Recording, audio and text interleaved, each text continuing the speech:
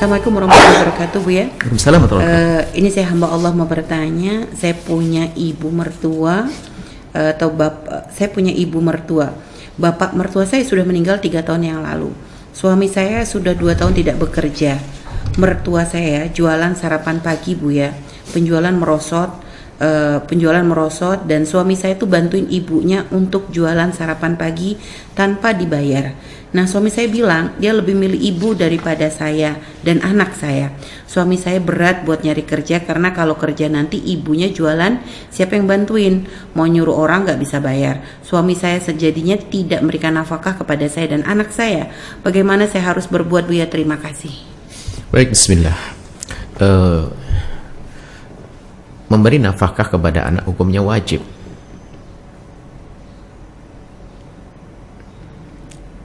Bahkan, lihat, memang bakti pada orang tua adalah nomor 1. Bakti pada orang tua adalah nomor 1 bagi seorang anak laki-laki. Tapi memberikan nafkah kepada anak adalah wajib.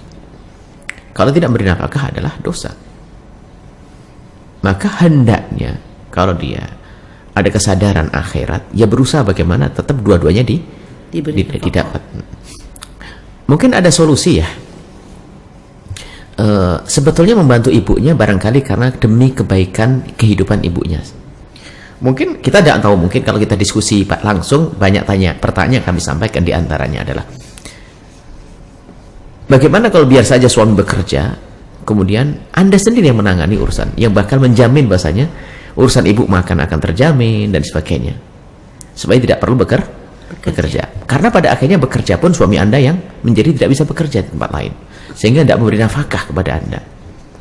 Nah ini, jadi kalau bisa jadi karena suami Anda ini merasa bahwasanya kalau tidak menemani ibunya tidak terawat.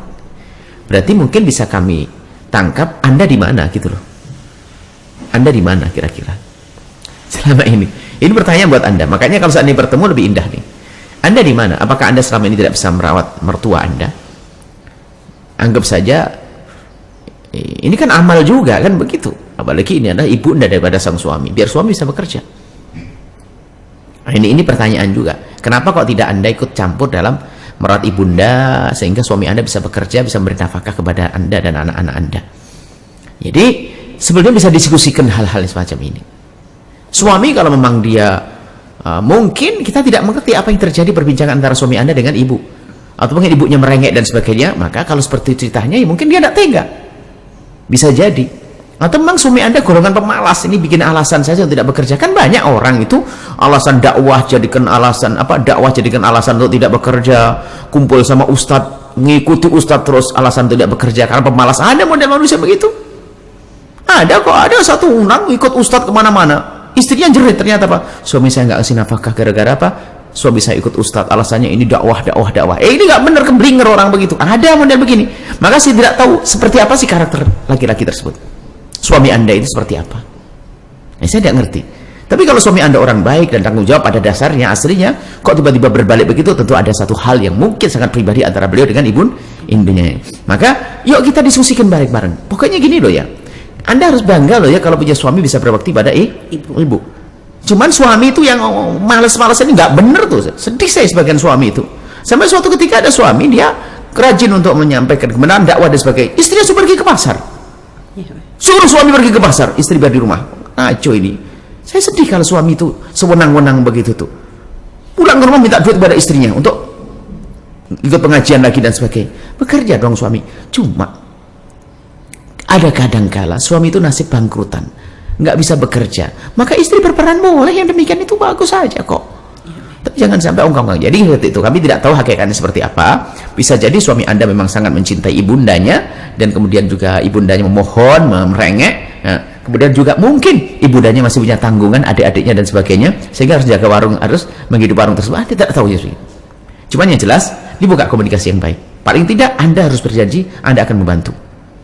Baik ya. Nah, seperti itu. Jadi jangan buat suami itu kayak makan buah si malakama. Iya, ya. Anda bingung. Ibu ini istri. Kayaknya soalnya ini ada. Anda tuh sama dengan ibu. Anda bergabung dong. Iya.